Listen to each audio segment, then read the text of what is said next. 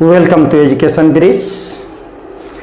पिछले क्लास में हमने देखा था यूक्लिड विभाजन प्रमेयिका और यूक्लिड विभाजन एल्गोरिथम, और आज हम देखेंगे यूक्लिड विभाजन प्रमेयिका का अनुप्रयोग, application of Euclid division lemma. तो यूक्लिड विभाजन प्रमेयिका का फर्स्ट एप्लीकेशन यह है कि यूक्लिड विभाजन एल्गोरिथम यूक्लिड विभाजन प्रमेयिका पर आधारित है।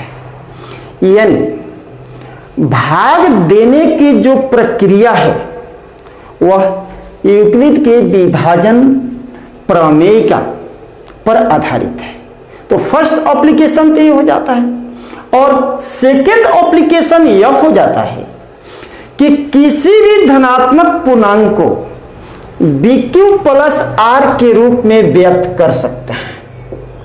मतलब अगर धनात्मक पूर्णांक A हो तो A बराबर BQ प्लस R के रूप में व्यक्त कर सकते हैं यूक्लिड विभाजन प्रमेयिका के अनुसार। और जब किसी धनात्मक पूर्णांक को BQ प्लस R के रूप में लिख लेंगे तो इसका प्रारूप देखने से पता चल जाएगा कि वह धनात्मक पूर्णांक सम पूर्णांक है कि विषम पूर्णांक है, इवन इंटीजर है या ऑड इंटीजर है, इसको देखने से पता चल जाएगा। तो इस तरह से देखते हैं कि यूक्लिड विभाजन प्रमेयिका को दो तरह से यहां हम उपयोग में ला सकते हैं। तो यूक्लिड विभाजन प्रमेयिका के अनुप्रयोग के आधार पर ही उससे संबंधित कुछ समस्याओं का समाधान देखते हैं। क्वेश्चन देखिए, फर्स्ट क्वेश्चन, दर्शाइए कि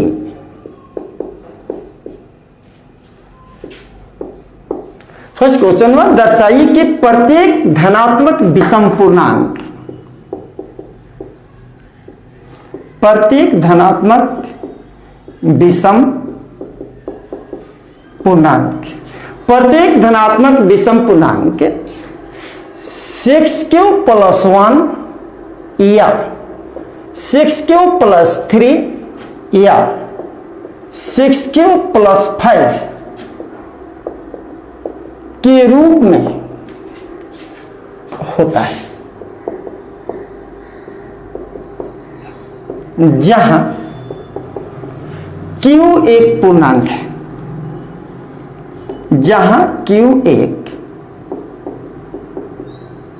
पूर्णांक है। मैट्रिकुलेशन एग्जामिनेशन में अक्सर इस तरह का प्रश्न पूछा जाता है, दर्शाइए कि धनात्मक विषम पूर्णांक 6Q प्लस 1 या 6Q प्लस 3 या 6Q प्लस 5 के रूप में होता है। तो यूक्लिड विभाजन प्रमेयिका की मदद से इस समस्या को समाधान करने का हम प्रयास करते हैं।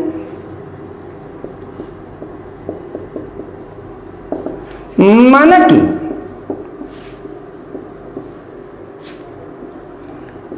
एक कोई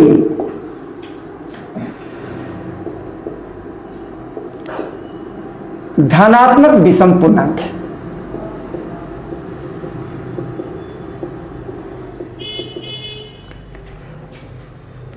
इसलिए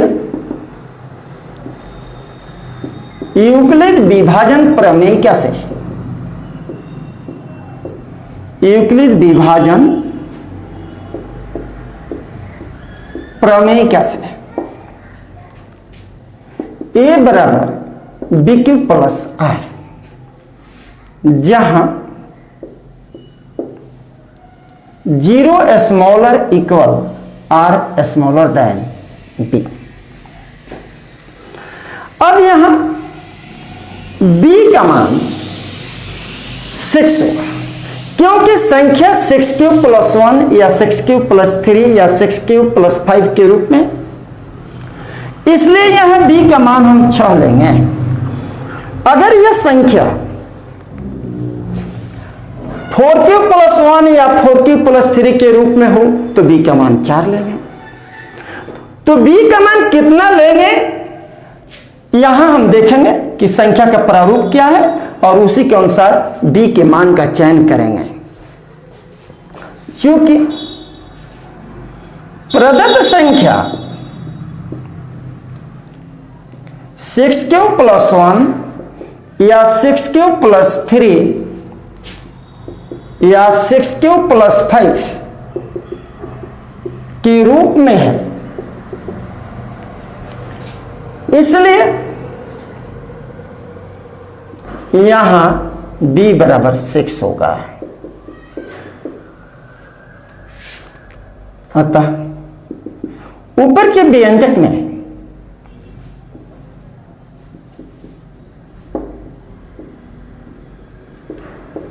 यहां ऊपर के व्यंजक में कहने का मतलब कि जहां आप लिख रहे हैं उसके ऊपर का व्यंजक ये है, यानी a = bq + r in the above expression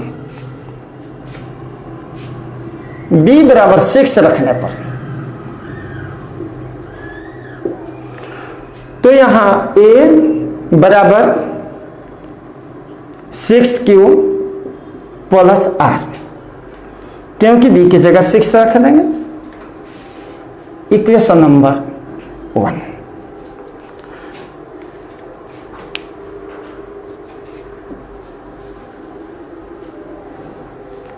यहां सुविधा के लिए हम लिख लेते हैं 6q + 1 या 6q + 3 या 6q + 5।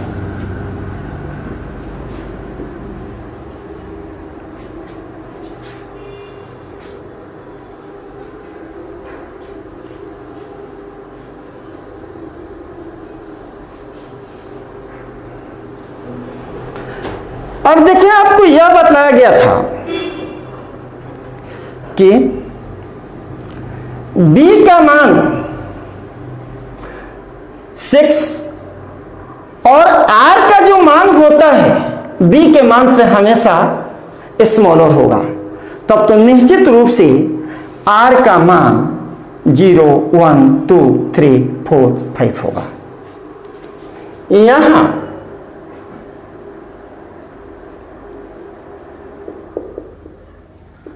r के संभावित मान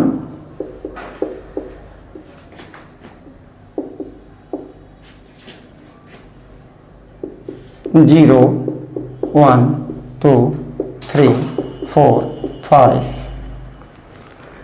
6 तो होगा नहीं,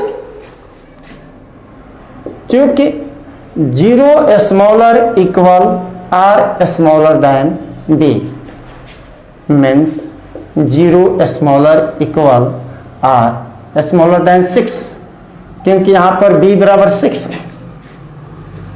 तो इसका मतलब हुआ कि r का मान 0 से लेकर 5 तक होगा। अब एक एक करके r का मान समीकरण 1 में रखने पर, अतः समीकरण 1 में r = 0, 1, 2, 3, 4, 5 रखने पर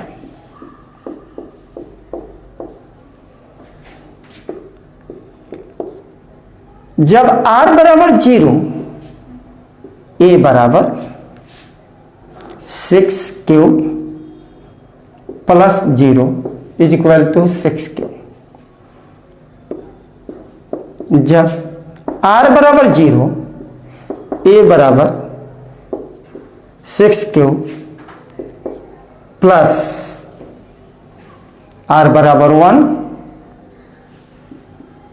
जब r = 1, a = 6q + 1। जब r = 2, तब a = 6q + 2।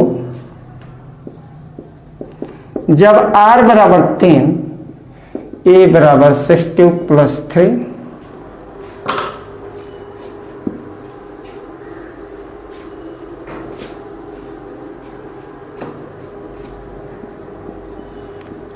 r = 4, a = 6q + 4। r = 5, a = 6q + 5। तो R के सभी संभावित मानों को समीकरण 1 में रखा गया। अब प्राप्त परिणाम पर हम विचार करते हैं। Q जो है एक पूर्णांक है, तो Q का मान यदि हम 1 2 3 4 5 रखते जाएं तो क्या होगा? Q का मान 1 रखेंगे तो 6 होगा। इस पर हम विचार करते हैं 6Q पर, A 6Q पर विचार करें। अगर Q का मान 1 रखें तो A बराबर हो जाएगा 6 इंटू 1 = 6। Q का मान 2 रखें तो A बराबर हो जाएगा 6 इंटू 2 12। Q = 3 रखें तो A का मान हो जाएगा 6 इंटू 3 18। Q का मान 4 रखें तो A का मान हो जाएगा 6 इंटू 4 24। प्रत्येक स्थिति में समपूर्णांक प्राप्त हो रहा है। In every condition we get even integer, यानी प्रत्येक स्थिति में हम समपूर्णांक पा रहे हैं। इसका मतलब हुआ कि जब R का मान 0 होगा तो A का मान 6Q जो कि एक समपूर्णांक होगा।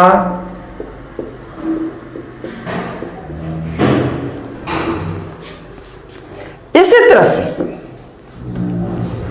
जब संख्या 6Q + 1 के रूप में हो और Q का मान 1 2 3 4 5 हम रखें तो यह आएगा विषम पूर्णांक 6Q + 1। अगर Q का मान 1 रखें तो 7 मिलेगा, 2 रखेंगे तो 13 मिलेगा। इस तरह से हमेशा ये विषम देगा, यानी 6Q + 1 ये आपको विषम पूर्णांक होगा, ये विषम पूर्णांक होगा। फिर यहां 6Q + 2 यह समपूर्णांक होगा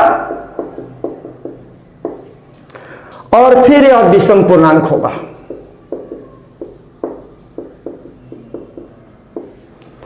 फिर यह समपूर्णांक,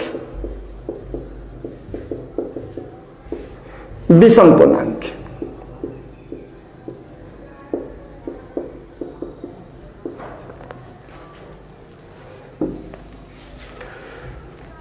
तो समपूर्णांक इनवैलिड हो जाएगा।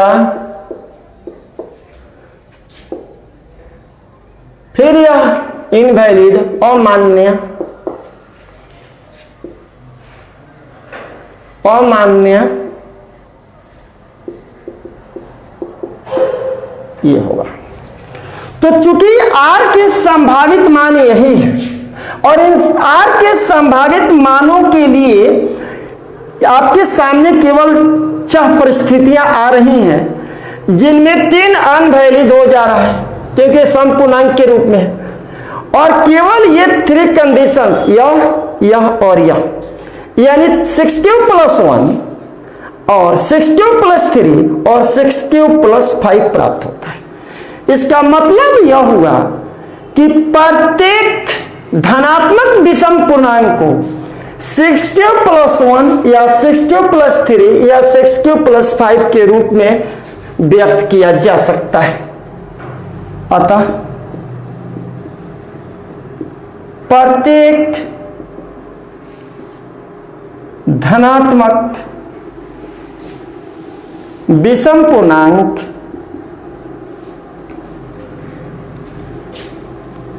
(6Q + 1) या 6Q + 3 या 6Q + 5 के रूप में होता है। प्रमाणित, प्रूव्ड। और फिर यूक्लिड विभाजन प्रमेयिका का उपयोग करके एक दूसरे प्रॉब्लम को सॉल्व करने का प्रयास करते हैं।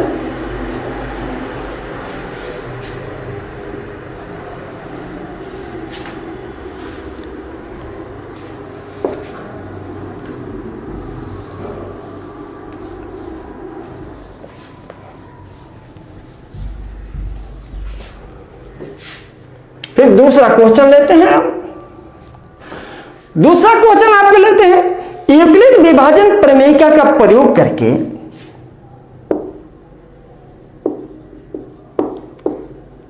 यूक्लिड विभाजन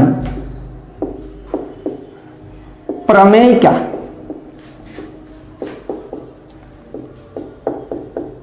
प्रयोग करके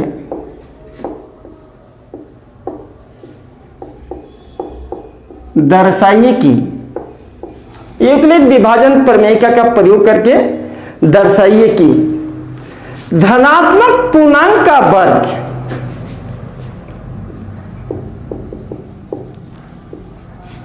धनात्मक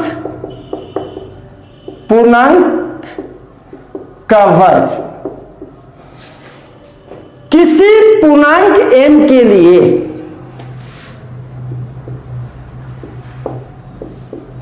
किसी पूर्णांक m के लिए 3m या 3m + 1 के रूप में होता है।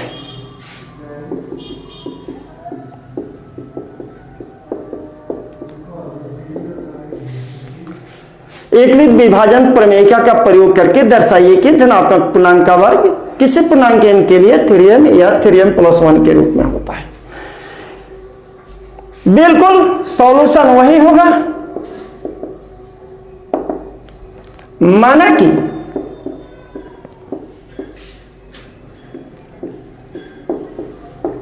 एक कोई धनात्मक पूर्णांक है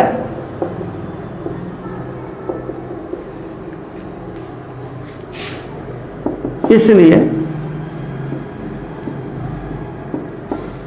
यूक्लिड विभाजन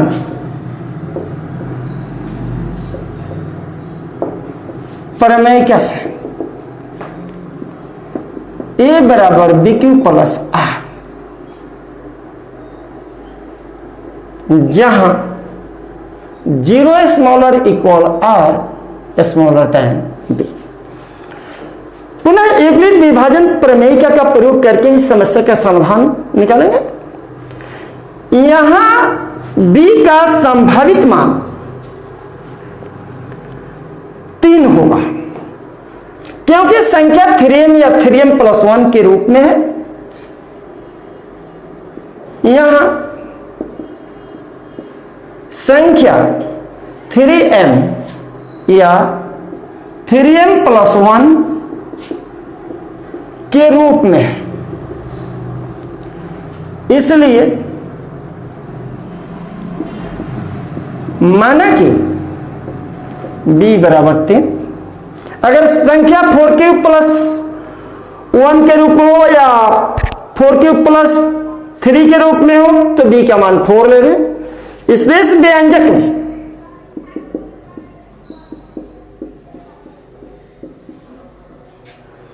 a बराबर BQ प्लस, तो b की जगह हो जाएगा आपको 3, ये हो जाएगा 3q + r।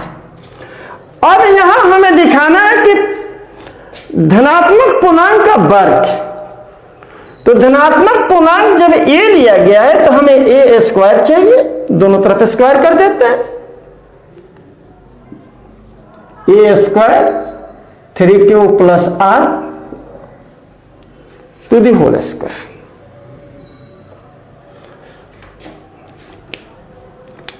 अपनी सुविधा के लिए हम लिख लेते हैं 3m या 3m + 1।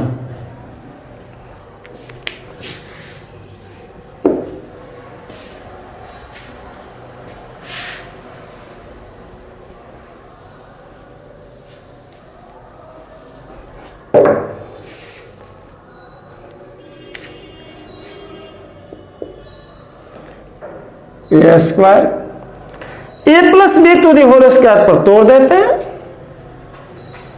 तो हो जाएगा आपको 9q²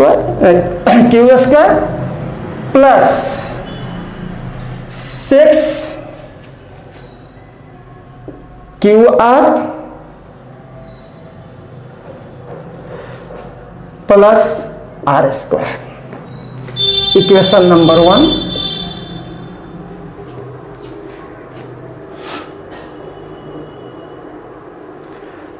यहां b का मान 3 है,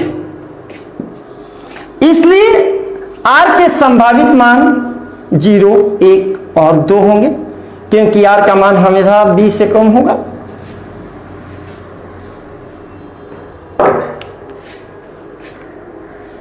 चूंकि b बराबर 3 यानी भाजक 3 है और विभाजन प्रमेय कैसे,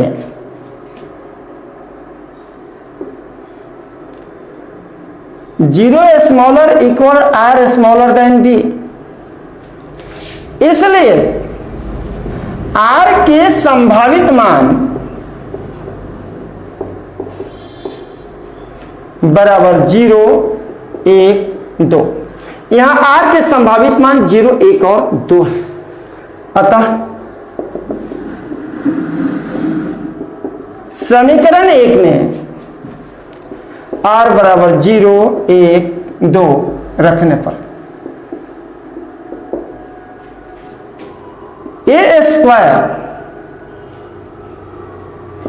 जब r बराबर 0 तब a स्क्वायर इज इक्वल तो 9q square plus 6q into 0 plus 0 square,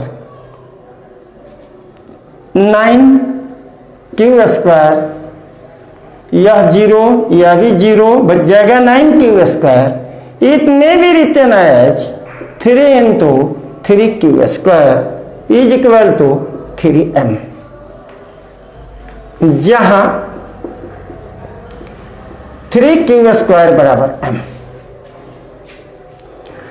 अगर q पूर्णांक है और q का मान हम रखते जाए 1, 2, 3, 4, 5, तो हर हालत में 3q स्क्वायर का मान भी एक पूर्णांक होगा, और प्रश्न में दिया है किसी पूर्णांक m के लिए, तो इसको हम m मान सकते हैं। तो a स्क्वायर का मान 3m हो जाएगा। जब r बराबर a स्क्वायर बराबर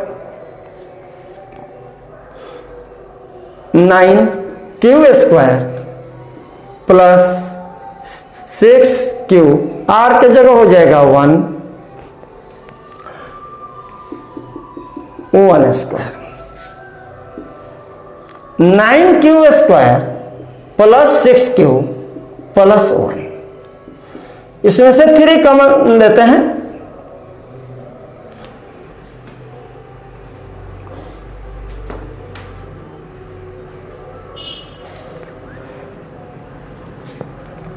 तो हो जाएगा 3q स्क्वायर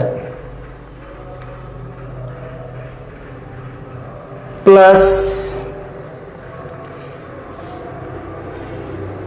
2q प्लस 1 बराबर 3m प्लस 1, क्योंकि q के किसी भी पूर्णांक के लिए, पूर्णांक मान के लिए यह एक पूर्णांक ही होगा। q का मान 1, 2, 3, 4, 5 रखते जाएं तो हर हालत में एक पूर्णांक मान मिलेगा, इसलिए इसको हम m माने तो 3m हो जाएगा, जहां 3q स्क्वायर प्लस 2q बराबर m। जब r बराबर 2, a square is equal to 9q square plus 6q into 2 plus 2 square, 9q square 12q plus 4। मेरे ख्याल से नीचे लिखने पर आपको दिखलाई ना दे, बराबर 9q स्क्वायर प्लस 12q, 4 को हम लिख सकते हैं 3 प्लस 1, 4 में भी रिटर्न है 3 + 1, तो यहां 3 कॉमन ले लें, 3q² 4q + 1 3m + 1, जहां m बराबर 3q² + 4q + 1। क्योंकि यहां भी अगर q का कोई भी पूर्णांक मान दें तो हमेशा एक पूर्णांक ही मिलेगा, और जब पूर्णांक ही मिलेगा तो उस पूर्णांक के लिए m हम लिख सकते हैं, यानी यह संख्या 3m + 1 के रूप में होगी। तो हम देख रहे हैं कि r की संभावित मान 3 है और प्रत्येक स्थिति में a² का मान या तो 3m के रूप में आता है या 3m + 1 के रूप में, 3m + 1 के रूप में आता है। यहां भी 3m + 1, यहां भी 3m + 1। अतः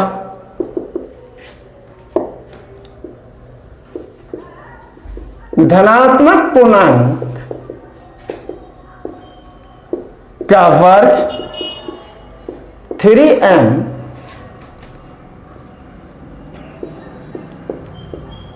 किसी पूर्णांक m के लिए 3m या 3m + 1 के रूप में होता है।